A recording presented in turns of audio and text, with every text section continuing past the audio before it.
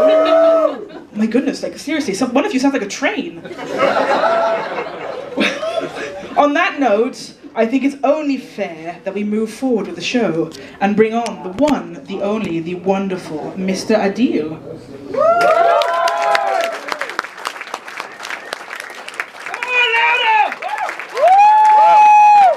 This is Adil's first time on stage, and we have a very, very important policy, right? The most important policy, the first time comedian performing, you gotta make as much noise as possible. You ready? 1, 2, 3!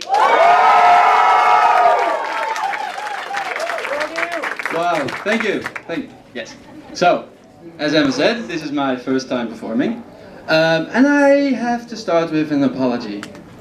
See, I had this dream of being a comedian with all these dark racist jokes, but that did not work for me. I had mostly 2 problems: my face and my personality. I just look too much like a nerd, so that kind of humor doesn't work. Yeah, if I make a joke and say like, how many Africans, people will actually expect an answer with 4 references and a peer review. So I just had to, yeah. I like the joke. Yeah, so I had to switch my specialization. So I specialized into being awkward. But don't worry, the awkward is only part of my act. Shoe personality. For the people that don't know me, again, I'm Adil, and I'm from Rotterdam. So I'm Dutch. My parents are from Morocco, but when I was a little nerdy, chubby guy, I partook in the very classical Dutch tradition of being bullied by Moroccan kids. So I feel very Dutch and prefer to be called Dutch. Anyway, I at one point in my life I moved to Wageningen to study, and somehow I still got a lot of interaction with the international community. Also, one notable part of the international community, the Latin Americans. So if you go to parties and there are no Latin Americans around, please think about going to better parties. So half the fun at those parties is already looking at the Latin Americans and seeing what they're doing. It's almost like a nature documentary. So I'm going to try to give you a little impression. The newly arrived foreign student makes her way to the watering hole, the crates of cheap German beer.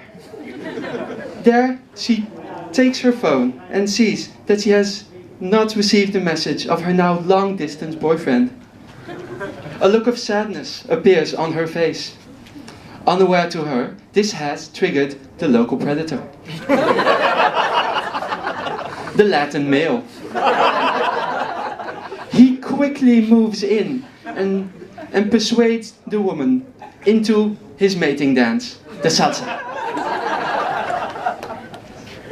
Quickly, she's being bedazzled by exotic rhythm and body movements. Soon, she will have to make an escape, or else risk overheating. Luckily, she manages to escape to a secluded area. Unfortunately, this is exactly according to plan of the Latin male. The Latin male really loves his prey, the European female. He prefers this over his old prey, the immune and usually hostile Latin female. Yeah. So, well, you can imagine after this story that, Latins are fun and all, but at one point they become a bit too much, especially because I don't speak Spanish. Working on it. I don't. Yeah. So, but yeah, luckily there is a group of people around in Wageningen. In the weekends, they're very similar to the Dutch, but they're not Dutch because the Dutch usually go back to their parents in the weekends. But there's one nice group. Of course, it's the Germans. Nice group to socialize with, though. Right, Cologne? I've actually been to Cologne, but that's another story. Yeah, but I did have a bit of a problem socializing with German people in the beginning. Yeah, so I mentioned that I was this little nerdy, chubby kid. Well, this kid watched a shitload of World War II documentaries. I could link everything back to the Second World War. So someone would go, oh yeah, I'm driving back home to the weekend. And my mind would go, oh yeah, driving home in Germany on the Autobahn. Construction started in 1935 by the Nazi Party. You cannot really use that in a conversation. So I needed to adjust and behave.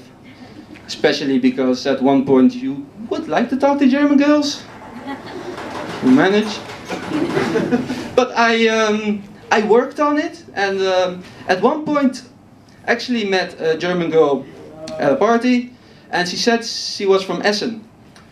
I actually know Essen. It's in the industrial part. So I said, yeah, I think I know the city. That's what I said, but in my head.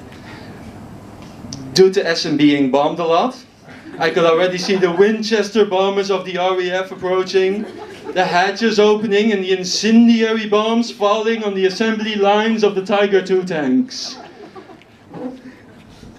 But luckily I behaved.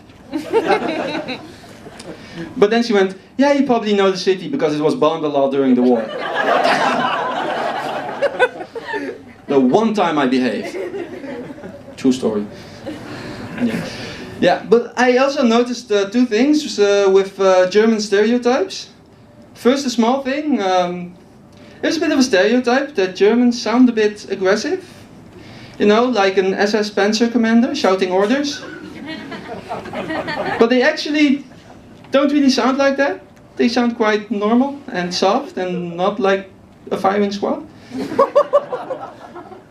Yeah.